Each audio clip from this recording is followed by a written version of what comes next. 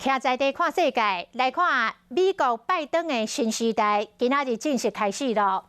今年78岁拜登宣誓就职，将做美国第46任的总统。副手贺锦丽嘛将做美国头一个女性的副总统。拜登宣誓了后，发表了演讲，讲这是民主之日，是这个历史性甲充满希望的一天。美国只有团结，才会当度过危机甲挑战。 就职典礼开始前，副总统贺锦丽甲因翁先入场。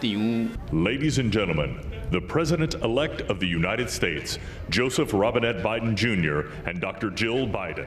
包括拜登前任的长官、前总统奥巴马、加前第一夫人米雪奥巴马、加前总统克林顿等人，拢来参加历史性的一刻。宣誓仪式开始前，歌手女神卡卡穿金发色配粉红色的礼服登场唱国歌，和管理者情绪真激动。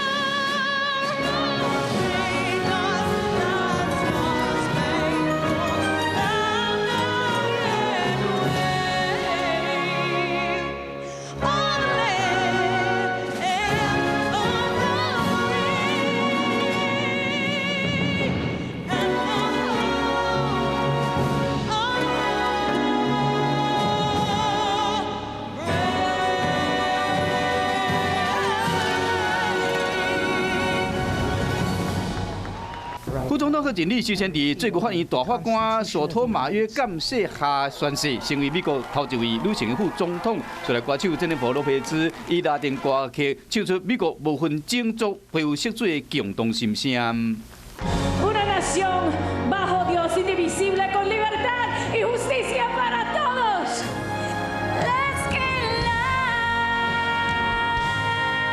随来拜登宣誓就任美国第46任总统。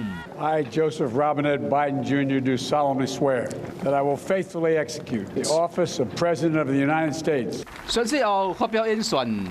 This is Democracy's Day, a day of history and hope, as America has been tested anew, and America has risen to the challenge. 拜登的就职演说呼吁美国人放弃成见，爱团结奋斗。但你讲的是，因为疫情关系，无大规模的民众参加。国家广场前拢是美国的国旗，代表着美国民众并无决心。